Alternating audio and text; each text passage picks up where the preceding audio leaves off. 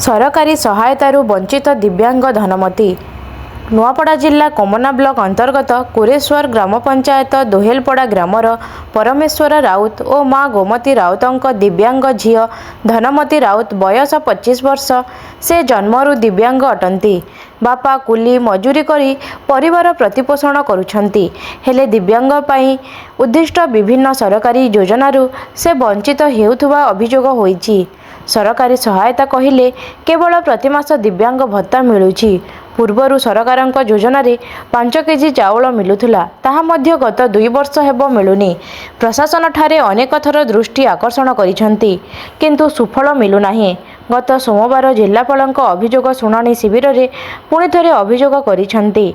धनमती रहिबा पई घर 3 चकिया साइकेल और चाउल सुविधा जोगाई देले झियो पई भल हेबो बोली धनमतीर मां निवेदन करिसेंती।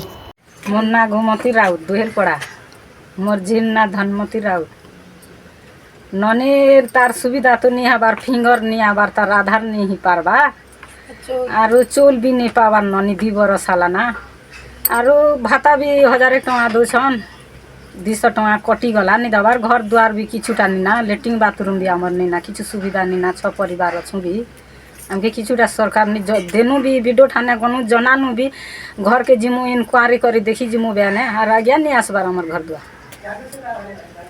ये छुआ जन्म बेलू एंता होचे के छोट बेलू निंती हिची ना। अच्छा अच्छा गाड़ी ताके किछि सरकार किछि सुविधा नहीं करबार के गाड़ी मोटर किछि नहीं दबार गाड़ी घोड़ा भी नहीं दबार जे सरकार के जणै छके जणै छ जे कर जे गोटे थर दिया हला तो सुनले नहीं जानले नहीं थर मझिन 8 थर एक थर गनु आर दिया हिची कलेक्टर थाने।